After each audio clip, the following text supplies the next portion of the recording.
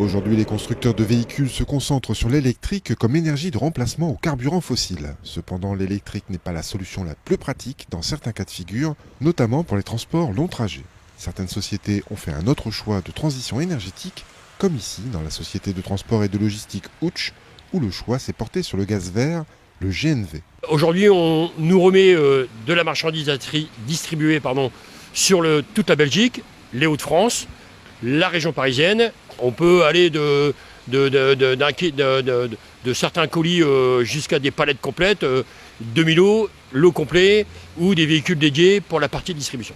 Alors il est important de choisir le choix du carburant pour les véhicules car pour un contexte aussi environnemental, donc choisir des alternatives au diesel en termes d'émissions de pollution et surtout d'un point de vue stratégique pouvoir toujours continuer à livrer les futures zones à faible émission sur lesquelles nous livrons quotidiennement et nous sommes concernés par 8 ZFE à l'horizon 2025. Donc le choix d'un carburant alternatif est primordial pour continuer à livrer et fournir nos clients.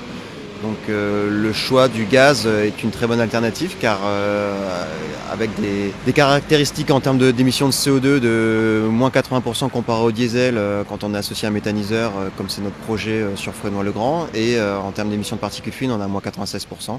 Donc on peut avoir la vignette critère 1 et continuer à livrer quotidiennement nos clients. C'est une manière écologique de rouler propre, de penser à tout ce qu'il y a autour de nous, sans forcément polluer. C'est un moyen écologique, économique, mais surtout écologique.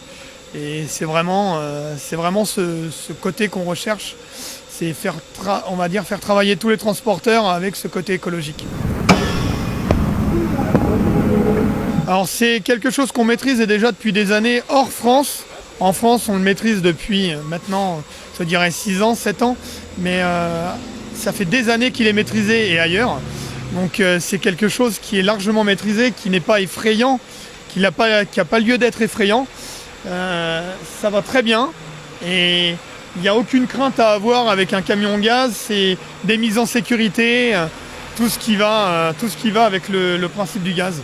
Le gaz, c'est quasiment zéro émission de CO2. On est sur une partie vraiment très très légère. À côté d'un véhicule diesel, les particules sont beaucoup moins importantes. On a beaucoup moins de pollution. Vis-à-vis de la situation actuelle, on est tous sur les rechercher de moins polluer, de moins d'émissions de CO2. Donc nous qui traversons les villes, toutes les communes, donc ça nous fait quand même de rouler propre, c'est quand même bien pour notre image, nous aussi qui représentons, nous qui sommes le transporteur des Hauts-de-France. Que ce soit pour les transports de passagers ou le secteur des transports lourds, le choix du biogaz semble être la meilleure solution. Cependant, aujourd'hui, la France est un peu à la traîne en termes de maillage de stations GNV. 266 stations GNV ou GNL sont ouvertes dans l'Hexagone, dont une à Saint-Quentin en face des transports Ouch.